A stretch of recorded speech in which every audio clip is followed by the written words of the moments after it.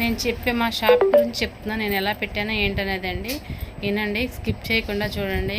ఇది నాకు జరిగిన మోసం ఇంకొకరికి జరగకూడదని చెప్తున్నా. తర్వాత నేను ఇంప్రూవ్ అయ్యాను, ఏం జరిగిందనేది చెప్తున్నానండి.